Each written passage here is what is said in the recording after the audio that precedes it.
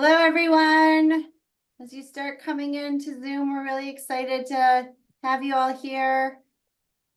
This is me. I'm the one who's talking, the one waving my hand. You can either keep your video on or you can just be listening in. It's a attendee's choice. I see some familiar people. I see, hi, Joyce. We are, we're just letting people in as they, as they come into the waiting room. You'll see some information on the screen. We'd love for this to be interactive. As you can see a post in the chat, we'd love to, if you'd let us know your name and where you are from. And if you have a connection to ABCD, I know we see some mentors on the call. We see some friends that we met at SABCS in December, and we see some brand new names. So we're delighted you're here. Thank you so much for choosing to be with us. We have a great event, a great hour ahead of us. You can go off mute if you'd like, just to say hi, or if you know Dr. C, you can say hello, or if you don't, or we can all just be in that awkward pre-presentation mode, which is just fine too.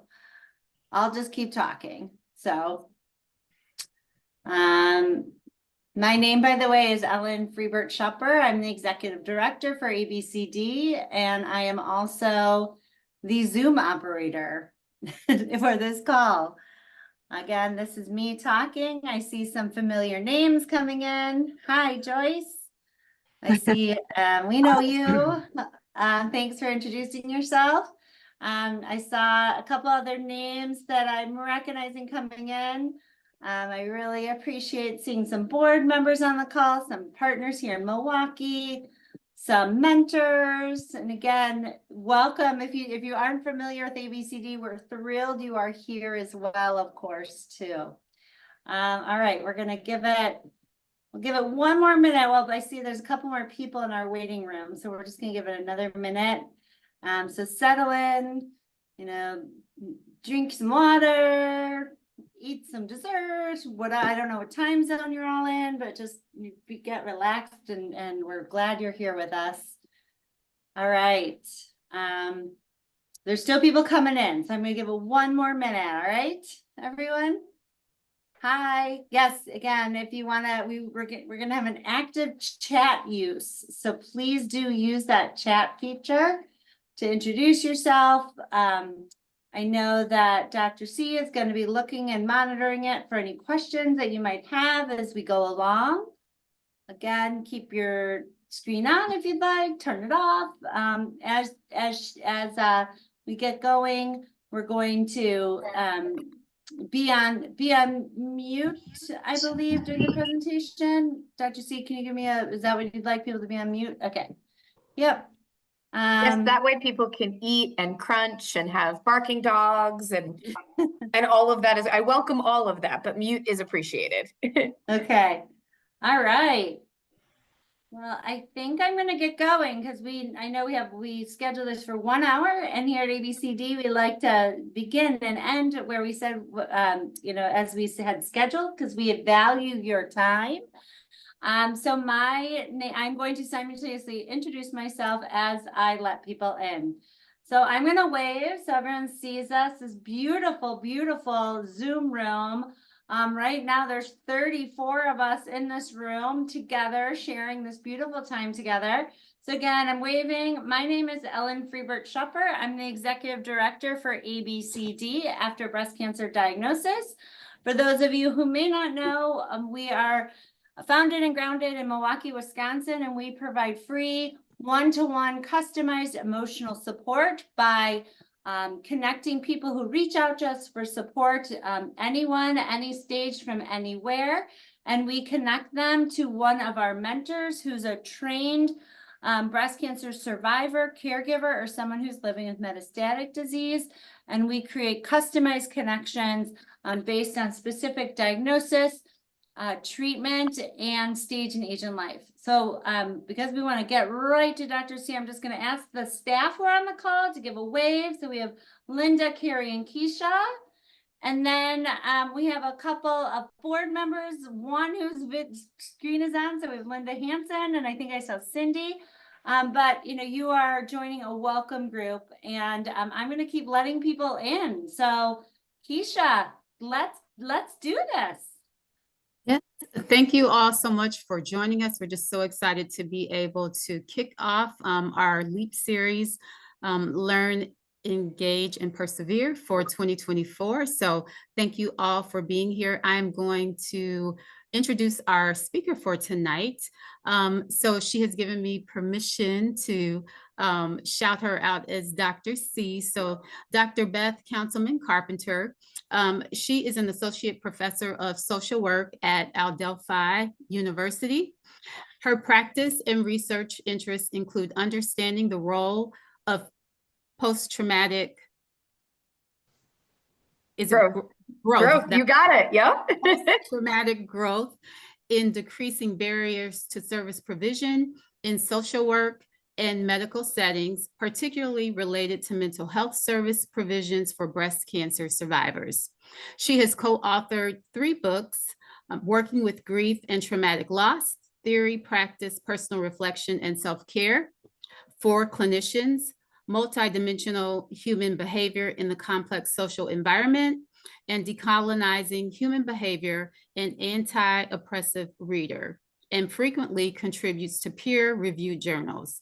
In addition to teaching, she maintains a small private practice grounded in trauma-informed practice and community DEI consultancy practice.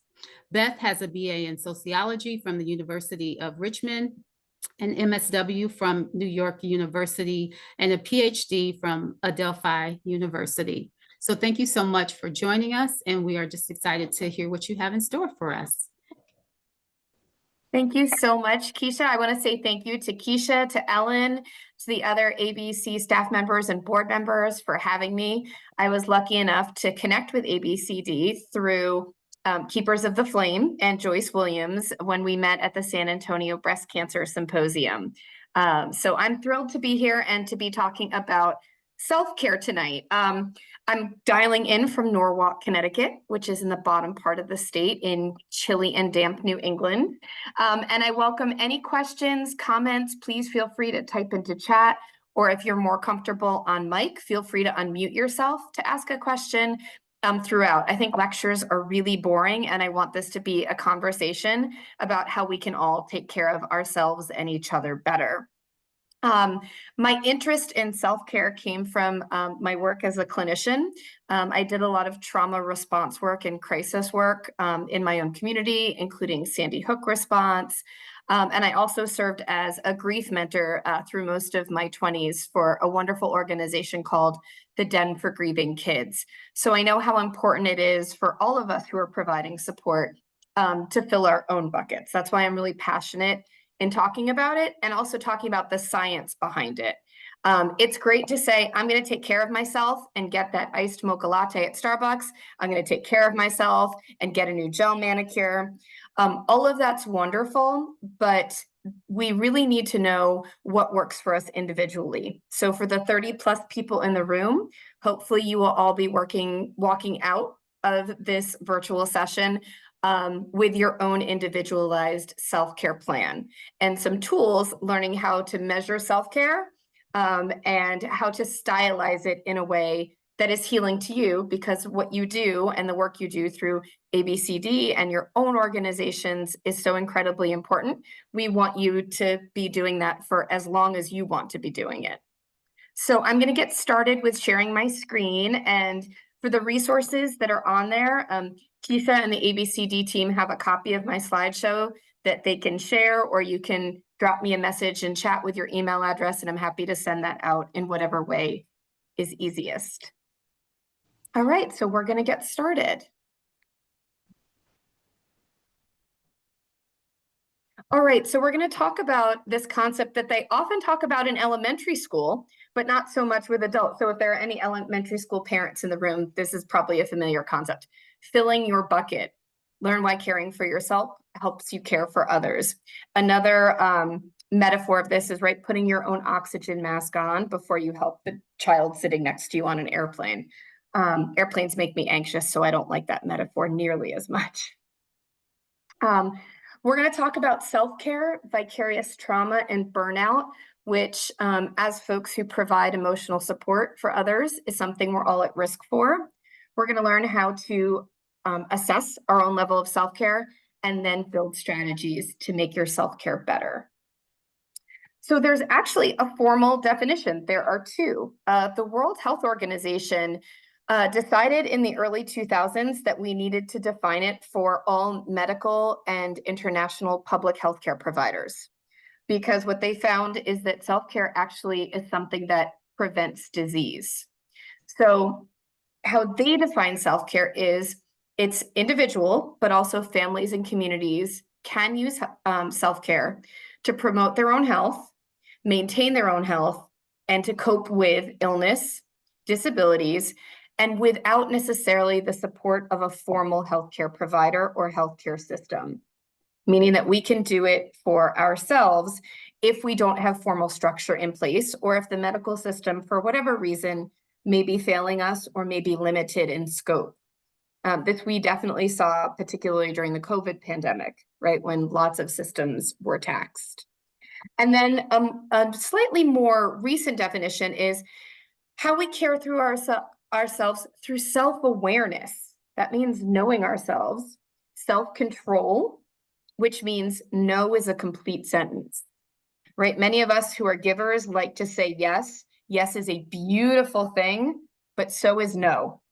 And so how can we do that with things that we feel like we have to say yes to? And then being self-reliant, because if we have the tools to care for ourselves, we are more actualized and we are more independent, which is better for our overall health and well-being. So any questions about these sort of formal and technical self-care definitions? I will say the National Association of Social Workers, that's my licensing body, they actually just added self-care into their code of ethics because they felt it was so important. So something to think about is, where do you see conversations about self-care happening in your life? In your professional sphere, in your personal sphere?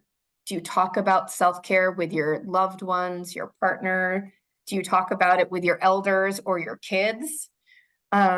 Because the next generation learns self-care practices from the generation before. So it's a great thing to model for the younger ones in our life. So this comes from one of my favorite authors. Her name is Loretta Piles, and she talks about how healing ourselves is actually a form of social justice because we don't always have control over stress, right? We can't always control stress at work, right? We can't control stress in the world, the news we hear. We may not be able to control stress around a diagnosis we carry or an appointment we have coming up. And so we have to learn how to walk with stress. And that we've been conditioned to fight with stress, to be stressed about stress. And we all know that stress can make things worse.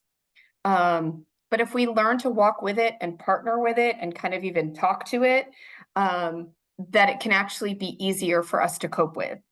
And that as a society, right, the Western world, right, there's always a do more, right? We call it hustle culture. We're always hustling, we're always going. And sometimes we need to sit still, but sitting still can look different for different folks in different ways. And the book that this comes from, I have the citation at the end of the slideshow because it has some really great journaling exercises and very thought-provoking questions to ask the folks in your life about how they think about healing themselves. So caring for others in itself can be a form of self-care. So those of you who are actively working as mentors or have been a mentor, sometimes when you step outside yourself and what's going on to provide emotional support, it can be really powerful. It can be really validating. So that in itself is really beautiful. As Keisha mentioned, I study post-traumatic growth. And what post-traumatic growth is, it's a framework for those of us who have gone through really stressful and traumatic experiences that, although there's a lot of negative things that can happen with it, it can also provide positive changes. If anyone's ever read the book, When Bad Things Happen to Good People, you know, most folks who have had something really difficult happen to them or to a loved one would say, I'd trade it for anything. But since I don't have the option to trade it, I might be able to make something of it. And that phenomenon is called meaning making. So mentors, right, after your own experience with breast cancer, being able to walk someone through it may be a way of making sense of what you've lived through and are living through. It's a really powerful way of making sense of something that you haven't had control over. And so a lot of, there has been a ton of work done on PTG, very little around the area of breast cancer, actually. That's something that I've been really excited to work on. But there are 5 ways in which something stressful and something difficult can change us. One is it can make us personally stronger. It can lead us to have closer relationships with others. So our friends, our family. It typically gives us a greater appreciation for life. You know, flowers might seem brighter, bird songs might seem prettier. A really delicious dessert tastes just a little bit better. New possibilities, right? So maybe for folks, you never thought about being a mentor, and then after going through this experience, you thought, maybe I could, this is something I could do because someone was there for me. And then also spiritual growth. And that's not necessarily religious, but you know, feeling at one with the universe or talking to a higher power. So those are the 5 areas in which people can change. And post-traumatic growth is very powerful, but meaning making is a great way of starting your self-care journey. And if you're here, you clearly have a relationship with ABCD, which means you're meaning making in some way. So you're already on your self-care journey. So not too bad for only a few minutes into the presentation, right? So there are 2 types of self-care, and we're going to talk about both. And I'm going to ask all of you to reflect on what these phrases mean to you. So the first is maintenance self-care. So when you hear that, what do you think?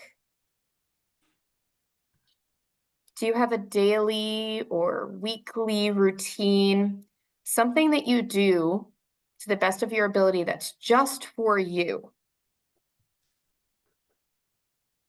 It can be really subtle, like maybe it's your favorite flavored creamer in your coffee in the morning.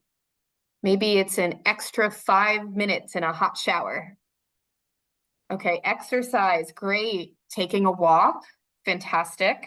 Moving your body is a great way of having day-to-day self-care. Reading, yes. Got some bibliophiles in this space, I love it. Gardening, fantastic. I'm envious of those of you who are gardening right now just because it's so gloomy and frozen up here. Yoga, Wordle and connections, right, Ellen? Although sometimes that can also create stress if it's a rough day. No. Word games, fantastic. These are great examples. So maintenance self-care is what we do day to day to just cope with life when life is lifing. But then there's emergency self-care. And emergency self-care is when we are taxed at sort of our 10 out of 10. Now, it can be because of a crisis, but it can also be a crisis of time. So if you think about a day where you know you're going to go 14 hours, or maybe you physically just don't feel well, maybe you're traveling, maybe a loved one is requiring tremendous care. Emergency self-care involves a completely different skill set. So see if you can think of any tips or tricks that you've used when you've needed some emergency self-care.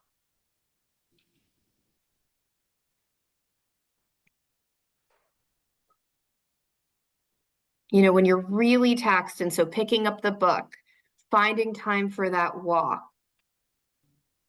Deep breathing, great. Yep, stop. Getting outside, letting the little things go. That's right. Dishes can stay in the sink a little bit longer. Counting to 10, excellent. Alone time, silence, eating habits, great. Permission to feel.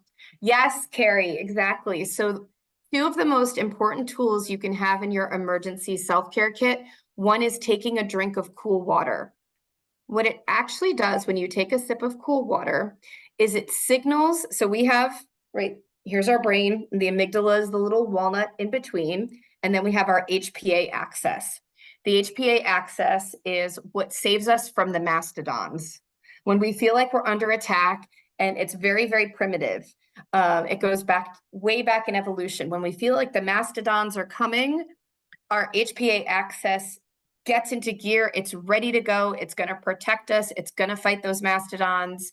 And it tends to be really, really stubborn and very singularly focused.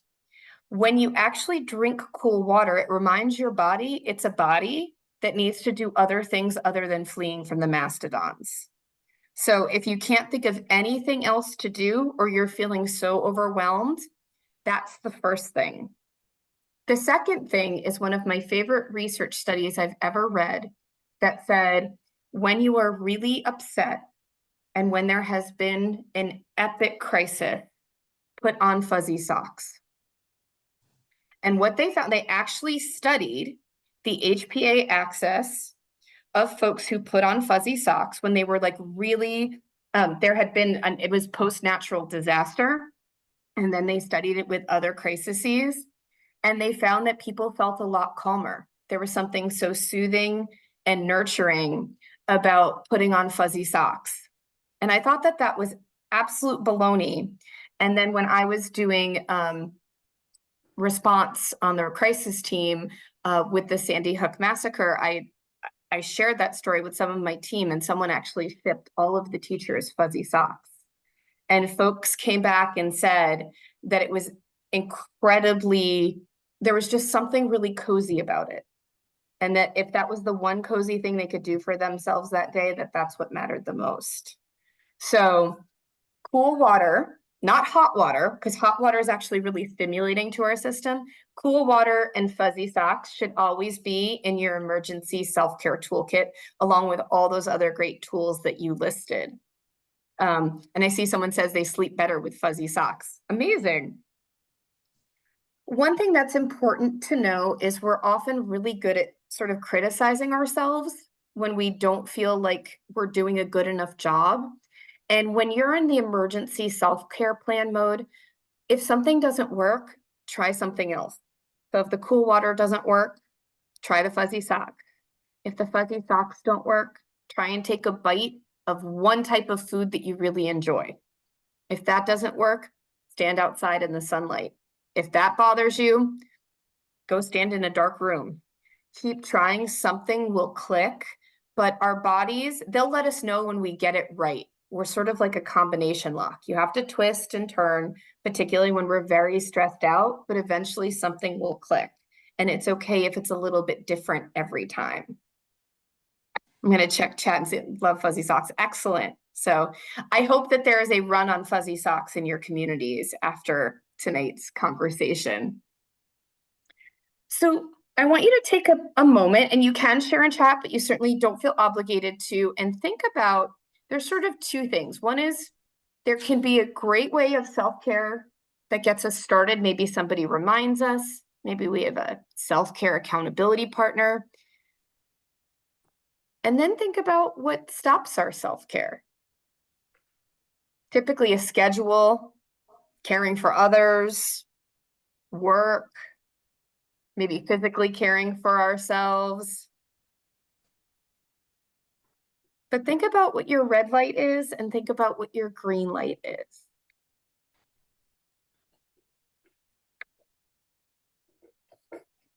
Oh, I see, Mary, you asked in chat. So if outside doesn't work, go into a dark room where it's kind of quiet. Sometimes that's all we need.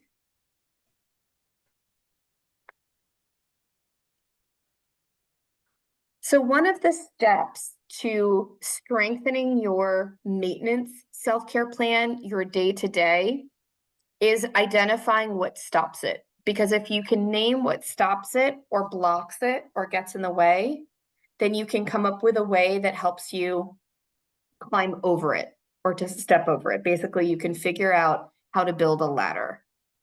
If you know what starts your self-care, you're on the way. Pain, yes. Physical pain, emotional pain, negative thoughts, feeling guilty, yes. Caring for others. Yep, you are all naming pretty much the top 5 red lights that people historically identify. So the good news is you're in good company. The bad news is that no matter what that red light is, it's up to you to think about how you can shift it to be a yellow light, right? We can't always control being overscheduled. We can't always control our thoughts, even when we try really hard. We can't always control physical pain or emotional pain. We can't always control how much we care for others or how much we are required to care for others.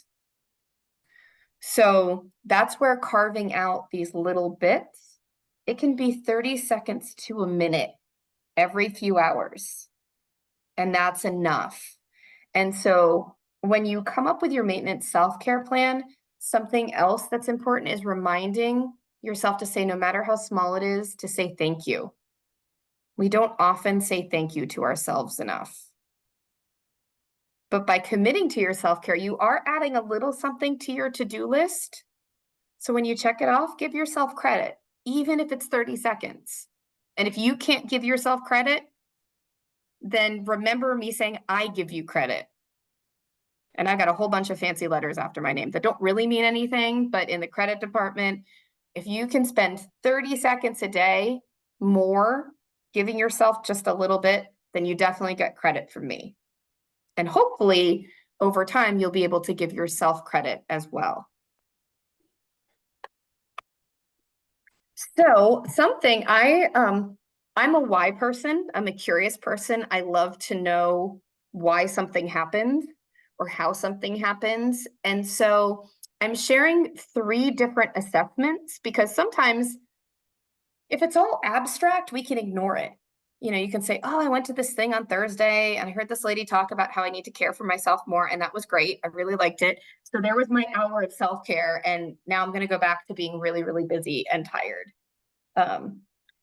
So here are 3 tools that you can use that help you measure where your self-care is and how you can get it to be a little bit better. So the University of Buffalo, which is in upstate New York, they actually have a really incredible professional self-care kit. And I'm sharing those links with you.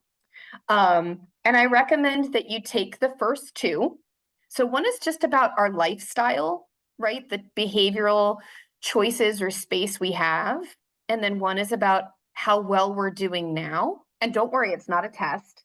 It's not like you're going to do well or do badly. It gives you a place to start.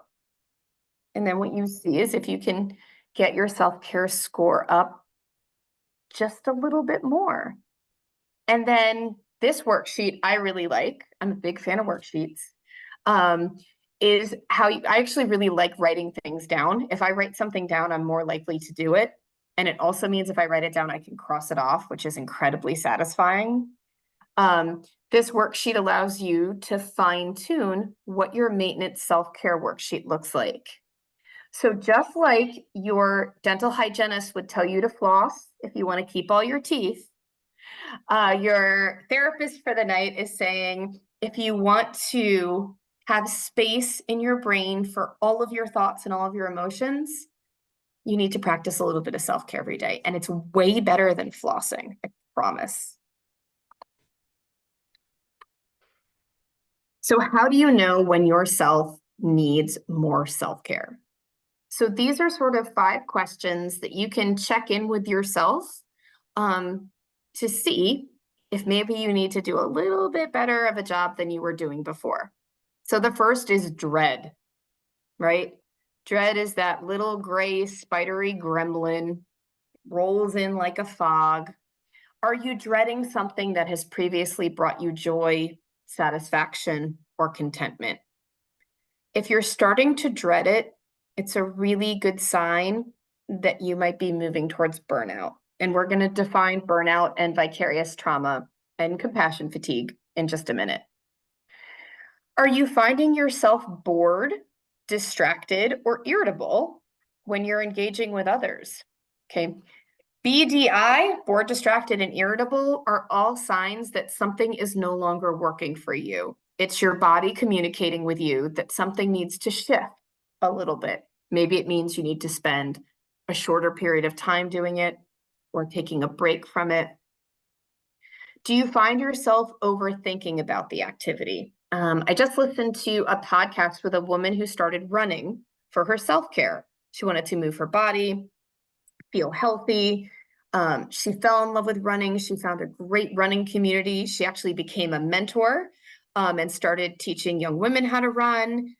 She joined all these races. She set a goal for herself of doing 50 marathons in 50 states. Pretty impressive, right? She loved it. And then she ended up hating it. She got really stressed. She said she would snap at her kids when they would say, "Are we going out for our family run?" That she was bored. She was finding she would go grocery shopping or put away laundry before she wanted to go for a run. And so she reevaluated and said, running isn't self-care anymore. By creating this challenge for myself, I actually made it a chore. All I think about is the trip I'm going to take to get to this state, to check this thing off my list. And that's no longer healthy. It's actually leading to disease, and I need to figure it out.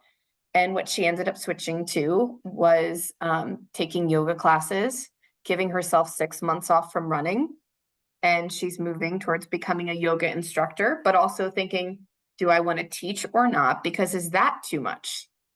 So if you find yourself overthinking and distracted and cranky, then you may need to shift your focus or try something different.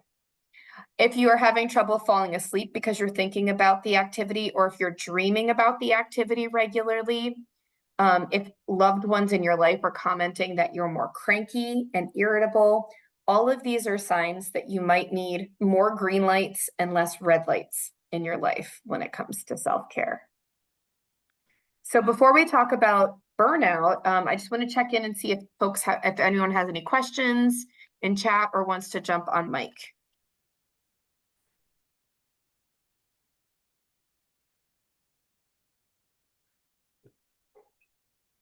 Sure, Claire, absolutely. So the red light is what gets in your way of practicing self-care.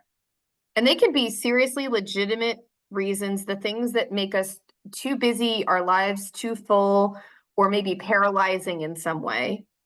And the green light is what helps us go, yes, I can do that. I can press pause and make that cup of tea. I have that 15 minutes to go for a walk. I can do a crossword puzzle, even though I have 15 things to do. So green light is go. Yes, I can do the self-care. Red light is nope, you don't have time. You're too busy. You have all these other things to do. You don't feel good. That's the red light. Sure. I just went off mic. I mean, I've never thought about all the points resonate with me about where you need more self-care, but I've never thought about dreaming about the activity as an indication that you need more self-care. I've never thought about that before. Thank you for sharing that. Yes, dreaming is often when we're too busy to think during the day. It's when our brain basically it's our brain sorting laundry. It doesn't always do it, right? Because you're dreaming, you're like, on a cruise ship on the moon, like it doesn't make sense, but it's your brain trying to sort the laundry of your day. Often in a very messy way. So For those of you who are active mentors or provide emotional support, there are 3 things that all of us are at risk for when we work in a support industry or care for others. And I think it's important to talk about the difference because it can have a significant emotional impact that may mean you need more than self-care, that you might need support yourself from someone. So vicarious trauma, it's also known as STS or secondary traumatic stress. It was initially identified for therapists, psychologists, those who provide formal emotional support. And what happens is there's a change that happens to the person providing the support because they're listening to folks who've experienced trauma and empathizing with them. And the weight becomes very burdensome to carry. It's characterized by overwhelming sadness, symptoms of grief, extreme irritability, mood swings, social withdrawal, so not spending time doing the things we like with the people we like. It can actually, vicarious trauma can look like acute stress disorder and PTSD. And it comes from, being an empath and listening to stories of really painful things. And it often means that finding formal support is a good way of processing that. Compassion fatigue is something that we can all develop whether or not we offer formalized support to anyone. And that's when we feel trapped into giving. And when caring for others results in our own kind of exhaustion or emotional pain. So if we've ever cared for a loved one who's ill or an elder, compassion fatigue can actually come from they're finding social media and watching the news. With so much negativity and really sad stories. And it's characterized by feeling helpless and hopeless, like you just can't change anything. And a reduced sense of empathy. There can even be like a joking about painful topics, a sense of feeling really disconnected, and typically combated by action. So if you change who you're helping, if you press pause and help yourself first, that's a great way of combating compassion fatigue. It typically means taking a step back and setting some boundaries around time and space to care for yourself so you can go back to helping care for others.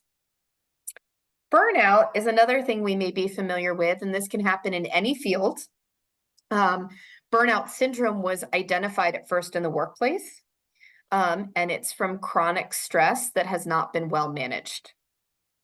This may sound familiar to a lot of us, feeling exhausted, just completely depleted energy, feeling really negative about our projects and our work, feeling cynical, and feeling very emotionally distanced from the outcome of what we're creating. And typically burnout means we need to shift gears.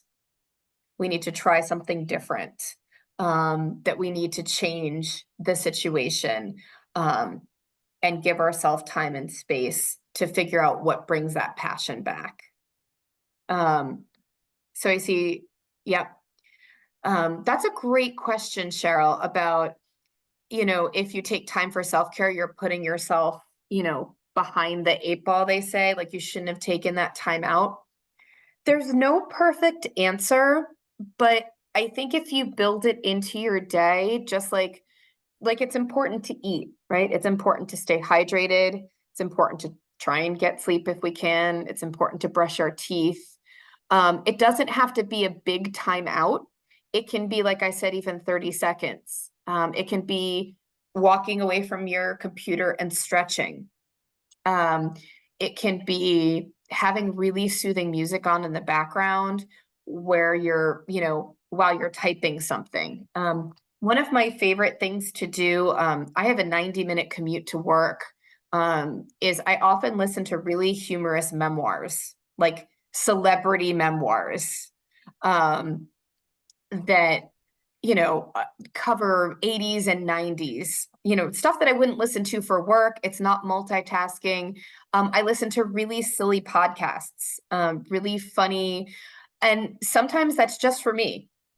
And so sometimes that might be the only 90 minutes I get in my day, because once I get to the office, I'm in meetings and teaching till 8 o'clock at night. And by the time I get home at 8 o'clock at night, I'm too tired to do anything else. I also make sure when I get home, I put on really comfy clothes almost immediately. Like I will tell you, after tonight, as soon as I log off, I have fuzzy llama pants and a really old soft t-shirt from college, which was over 2 decades ago. And that's just from like, it's just like, okay. And some days that might be all I have time for. Other days, I will spend time like making I love coffee. If you haven't gotten all those references, like I will froth some milk. I will have I bought expensive coffee, which felt so ridiculous to me. Like I wasn't raised in a way where you bought fancy coffee beans, but I was like, I work really hard for my paycheck. I bought really fancy coffee beans a colleague recommended, and they are so good. And it feels like such a treat.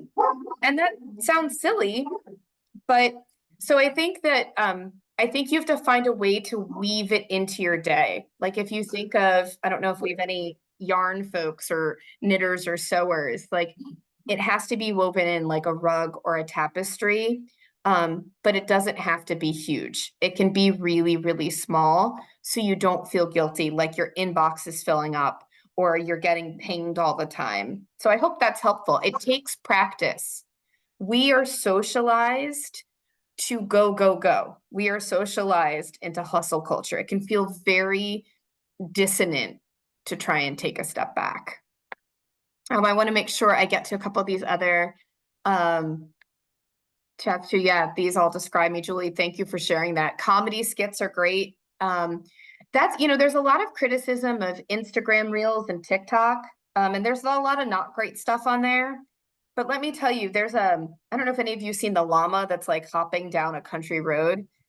A little 10-second like hopping llama can change it. I watched a funny bat video, like actual bats today. It was maybe 25 seconds, but it was enough to get me to laugh and get me out of my own head. So, things like that, really small snippets can be very powerful. Don't sell the little stuff short, because if you think of, an empty vase that has an inch of water, every time you add a marble, the water level goes up. So all you have to do is keep adding marbles. They don't have to be boulders. They can be marbles. And eventually the water level will get where it needs to be to nurture flowers. And that's what we're really trying to do. We're really trying to nurture ourselves. I want to share some models of self-care before we get to kind of questions and more discussion. There's lots of different models, and I encourage you to, grab your phone and do a Google deep dive at some point into them. This is the 7 pillars of self-care. There is an international self-care foundation, which is kind of cool. And I love this infographic because pillars are foundational. They hold up the roof. If we don't have them, it's architecturally problematic. This model is meant for us to rank it in the way that we want. So Carrie's is going to be different than Ellen's, which is going to be different than Keisha's, which is going to be different than Linda's, that's going to be different than mine. 7 different people can have 7 different rankings. But the pillars are like, okay, so knowledge and health literacy. Like, what do we know about what we need to take care of our body? Mental well-being. Are we being self-aware? Sometimes it just helps to know that we are stressed. Physical activity. Are we stretching and moving our body? Doesn't mean we need to rock climb like this person on the screen. Healthy eating. Doesn't have to be perfect all the time, but are we trying to put good things into our body? Are we avoiding unnecessary risks? And this can be from things like, habits that are unhealthy to, are we also not driving too fast, right? Like the little stuff. Are we practicing good hygiene? One of the first assessments, a lot of healthcare providers will do is, are your ADLs, your activities of daily living? Did you remember to shower, put on clean clothes, brush your teeth and hair today? And for any of us who have struggled in any way, emotionally or physically, some days those things can feel insurmountable.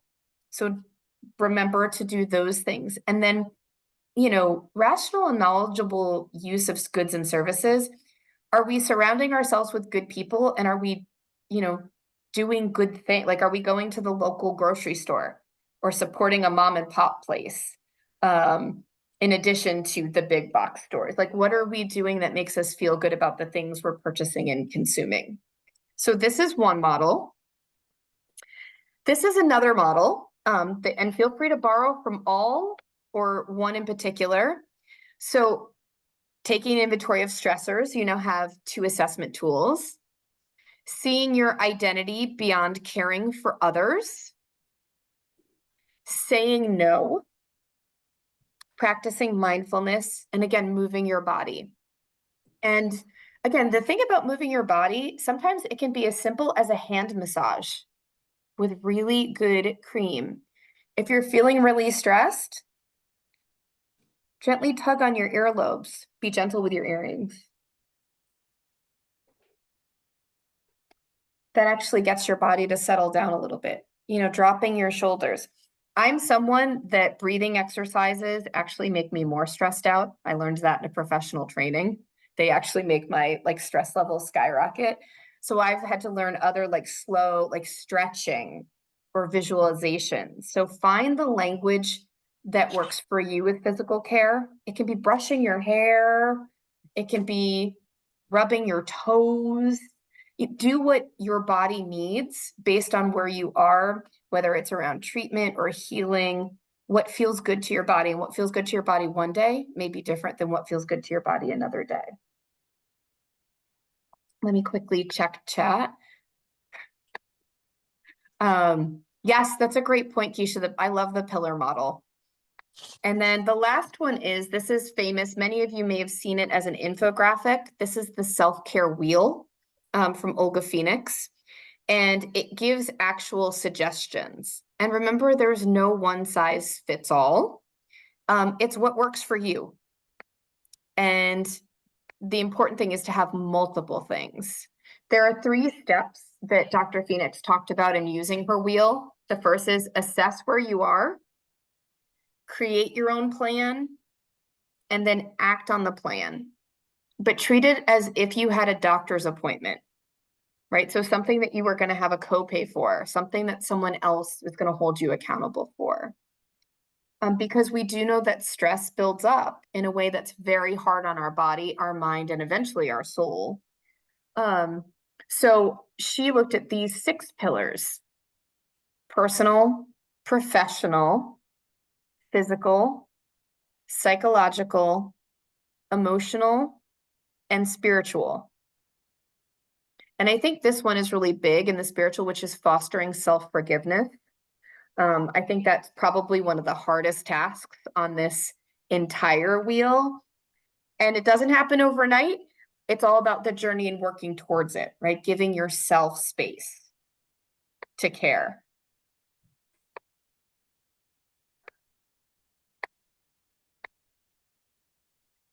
So, and then radical self-care practice.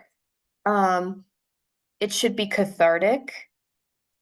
It should feel authentic. Once you start caring for yourself, it becomes transformative. You want to keep doing it because it feels good, and you realize that you do it. It fills your bucket in a way that you can do more. Creating something, right? And that can be creating a relationship. It can be creating time for yourself, or it can actually be making something. Because you want to find balance. The more balanced we all are, the more balance we can offer each other, our communities, and create, change in the long run. This is from a colleague of mine who was the dean of a school of social work and a really, really busy human. And she wrote this in a blog post about how she disconnects digitally. I hear what a lot of you have said in chat about being really busy, right? And with our phones, we're often literally on call. I have a phone, I have a laptop, I have a watch, and all of them notify me when other people need something from me. And I'm sure you all do too. It's great to stay connected that way. but it can be really stressful. So I really appreciate what she says about self-care in the digital age. And that, you know, phones are great. Like if any of you have a group chat or WhatsApp or send friends silly memes or watch those great reels and videos. But it's also really important to take time to let your mind wander. Being overcommitted and overscheduled means we have less space to be creative. And when we sit in silence, when we're bored, when we're disconnected from others, really beautiful things can happen. It can also feel really scary, you know, that kind of silence and that kind of quiet. So if it's not something you're used to, again, remember those like snack-sized bites. It can be just a minute of leaving your phone in the other room. Or it could be standing in the grocery line, you know, at Costco or Kroger and not scrolling, but looking around and seeing who's there. Experiences and experiencing the world, how things smell.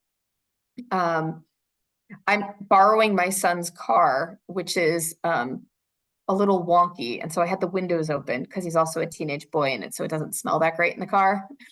And I got in the car to run an errand in between work and this, and I had the windows down. I don't normally drive with the windows down in March in Connecticut. But what I realized, and he doesn't have, he took his cord with him, so I couldn't plug in my phone, and he doesn't have satellite radio. And so I couldn't figure out how to turn his radio on. So it was quiet in the car, which is very unusual. And I heard across the street, there's 2 owls that are mating or courting or something. And they were calling to each other at 3:30 in the afternoon. And I could see one of them. It was the coolest thing. And it was like 30 seconds out of my day, but hearing these 2 owls have a conversation, I'd love to know what they were talking about, or maybe not. Because like I said, I think they're courting. Was really incredible. And I often don't leave myself the space to do that. And it was 30 seconds or a minute, and then I did need to turn Waze on my phone to get where I was going. But those little bite-sized pieces. Mary, yes, I appreciate that. Thank you for that. And yes, when you're lonely, it's a different kind of stress. So I appreciate that. And I think then what self-care becomes is how we are filling our own bucket in a way that's empowering and filling our time in a way that feels valuable. It goes back to that authentic piece. And finding the things that really feel true to restoring our energy. So I appreciate that point. So just some reflection questions before we move into some discussion. And, you know, what changes, and again, you can type into chat, but these are really for you. You know, what shifts or changes do you need to make in your daily life related to your own self-care? Who might you need in your network to support these changes? What might it look like to have self-care practices supported in your community or your workplace? And then what do the concepts of rest, play, and healing mean to you? Because self-care should, although it can feel a little stressful at first, it should also feel playful. And it should feel restful. And then think about if there's anyone in your life or your space who has influenced your self-care practices. Is there a model that you have? It could be someone in your family. It could be a celebrity, someone who's been talking about, you know, self-care on social media, or a book you've read, or a poet you like, or a musician you listen to. So in addition to the self-care assessments, see if these questions can help you frame a stronger self-care plan for yourself. Sorry, I forgot I added the animation to this slide. And then before we do question and answer and just sort of discuss, because although I talk a lot about self-care, I'm not the only expert in the space. We have 40 other experts, and so you can all learn from each other. I wanted to share some of the resources and books that have been influential to how I've learned and that have informed some of our conversation tonight. So the first is a workbook specific to vicarious trauma. The second is Olga Phoenix, who was part of the self-care wheel. And then the next two are books that also have sort of a workbook and journaling piece to it. Micro Joys is written by an incredible author who also has a really wonderful Instagram presence if you're on Instagram. Healing Justice by Loretta Piles was that first quote I shared, and then How to Not Always Be Working by Marley Grace. So those are some of my favorites. And then the self-care kit, which was referenced in those assessment links. And then my contact information is on the last slide. If any of you want to continue the conversation or have other thoughts or think that I, have suggestions of what else I can add to this, but I'd love to stop sharing so we can see each other and, spend a few minutes in dialogue or answer any specific questions.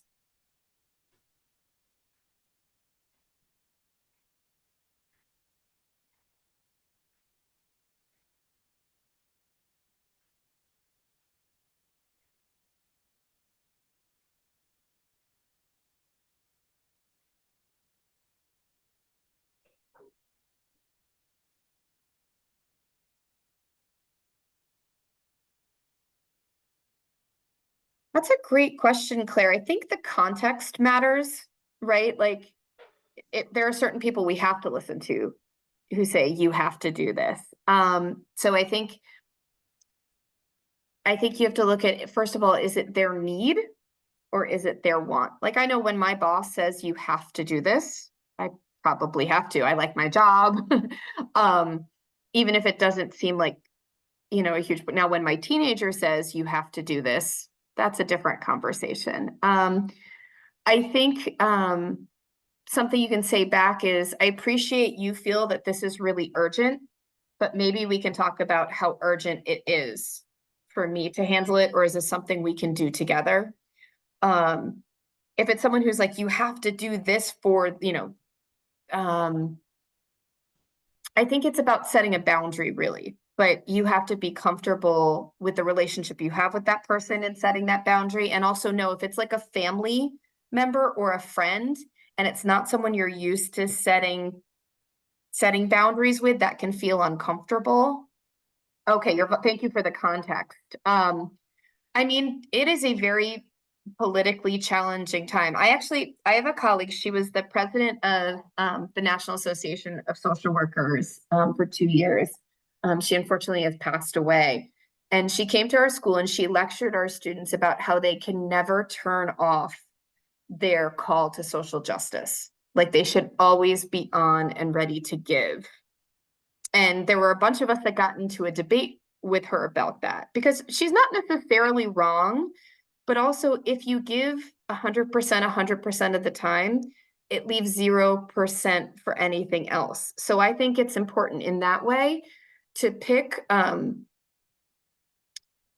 what's most important to you about when you have to. If you feel you have to, maybe it is something worth investing that time in. But remembering that to keep giving time, we have to take a little bit of time for ourselves, because our time is our most precious commodity, and it's finite.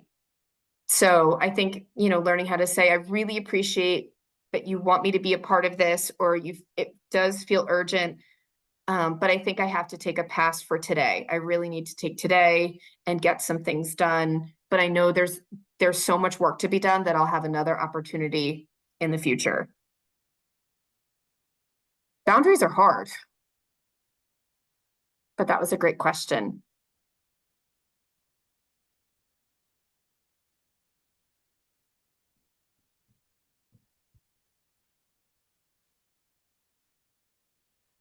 I think also asking questions in a Zoom group can also be hard. Yes, it absolutely can. And for all of you that typed into chat and made suggestions, I deeply appreciate it. And if you didn't feel ready to do that, that resonates too. So And No so I saw worries. and I saw the comment from Veronica about getting the slides. When you entered into the Zoom, we asked for your email address so that we could get you these slides, because Dr. C has been very generous and gracious and agreed to share them with you so that we can obviously all be able to access the great resources.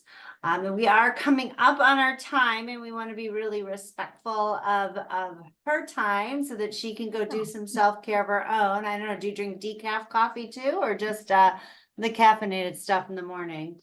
Caffeinated stuff in the morning. I'll probably make a All nice right. tea. I'm going to put on my fuzzy pants and socks though, for sure. You could have worn, I really think you could have worn them if you wanted to, but yeah, so I mean, I can see a lot of people are entering in some of their comments. I mean, I know that I took some notes, and some of my takeaways I really appreciated what you said about life is like a master lock, or we all get the right combination for ourselves, that self-care may not, what I do may be very different from what other people do. I really appreciate that. And I appreciate someone else saying that deep breathing exercises, oh man, like it just does not work for me either. So thank you for sharing that. I know fuzzy socks, cool water, say thank you to yourself.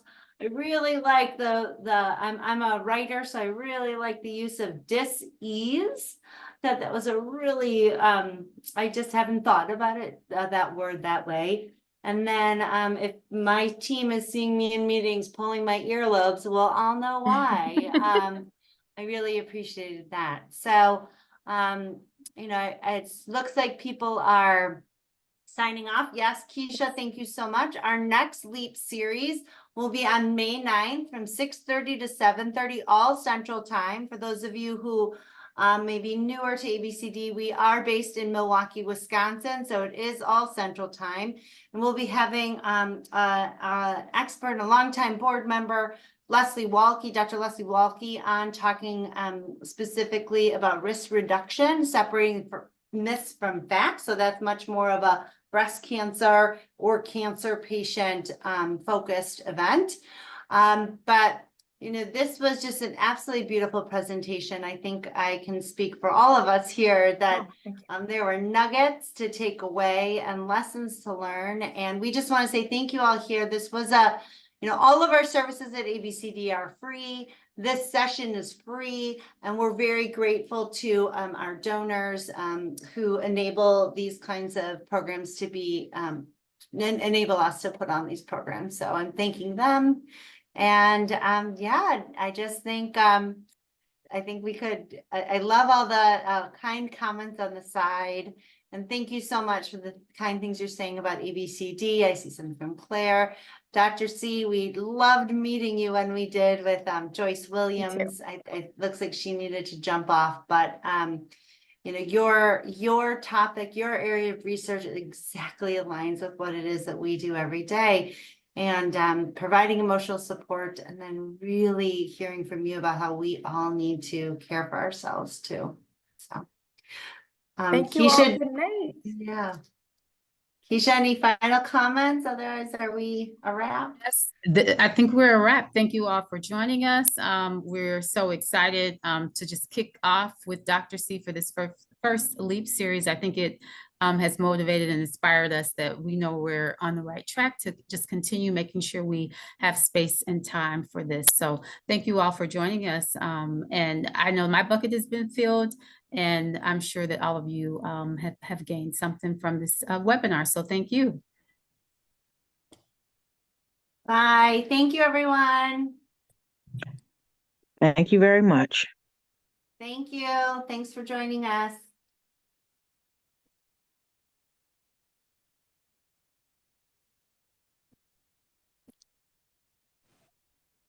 Thank you very much.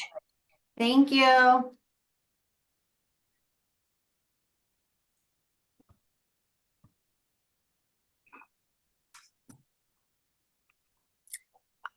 Another minute, and then I can go in and hang them up. If you want to stop recording. Oh, yeah. Mhm.